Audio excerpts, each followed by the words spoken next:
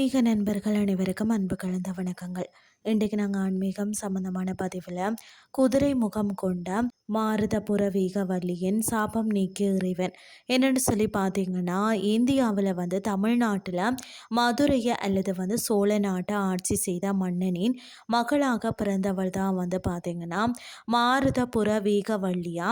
அவள் பார்த்தீங்கன்னா முற்புறவியில் பெற்ற ஒரு முனிவரின் சாபத்தின் காரணமாக தான் பிறக்கும் போதே குதிரை முகம், அதாவது பார்த்தீங்கன்னா தூர காணனம் கொண்டவராக பிறந்தாராம். அது மட்டும் இல்லாமல் பார்த்தீங்கன்னா அவரை கடுமையான குண்ம நோய், அதாவது வயிற்று வலி, வயிற்று புண் என்ற தீராத ஒரு நோயும் வாட்டி வதைத்ததாம். அரச வைத்தியர்கள் பலரும் முயன்று அவரது குதிரை முகத்தையோ கடுமையான குண்ம நோயையோ பார்த்தீங்கன்னா குணப்படுத்த முடியலையா. இதனால் கவலையுற்ற இளவரசி ஆன்மீக பெரியார்களை நாடினாராம். அப்போது அவளுக்கு சாந்தலிங்க முனிவர் என்ற பெரியவர் ஒரு வழியை கூறினாராம். இலங்கையின் வடபகுதியில், அதாவது யாழ்ப்பாணத்தில் அமைந்திருக்கக்கூடிய திருத்தம்பலை, அதாவது இன்றைய கீரிமலை என்ற கடலோர தளத்தில் ஒரு நன்னீர் ஊற்று இருக்கிறது என்றும் அங்கு நீராடி இறைவனை வழிபட்டால் அவளது நோய் நீங்கும் என்றும் வழிகாட்டினாராம்.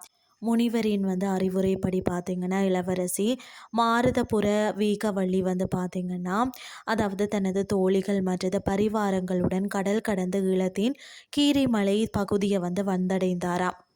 அங்குள்ள இயற்கை நன்னீர் தீர்த்தத்தில் அதாவது கீரிமலை ஊற்றில் தொடர்ந்து நீராடி அங்கிருந்த நகுலேஸ்வரம் சிவன் கோவிலையும் முருகப்பெருமானையும் பக்தி உருக வழிபட்டாராம். தீர்த்தத்தின் மருத்துவ குணத்தாலையும் இறைவனின் பேரருளாலும் அதிசயத்தக்க வகையில் இளவரசியின் தீராத குண்ம நோய் முற்றிலும் குணமாகியதாம். அதை விட பெரிய வியப்பான ஒரு விஷயம், அவளது குதிரை முகமும் மறைந்த அவள் பேரழகு மிக்க பெண்ணாக மாறினாளாம்.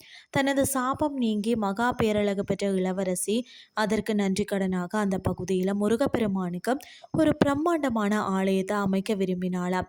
அதற்காக தனது சொந்த நாட்டில் இருந்து மதுரையில் இருந்து தகுதி வாய்ந்த, அதாவது சிற்பாசிரியர்கள், அதாவது தச்சர்கள் மற்றது கட்டுமான பொருட்களை வரவழைத்து ஒரு அழகான திராவிட கட்டிடக்கலை பாணியிலான ஆலயத்தை நிர்மாணித்தாளாம்.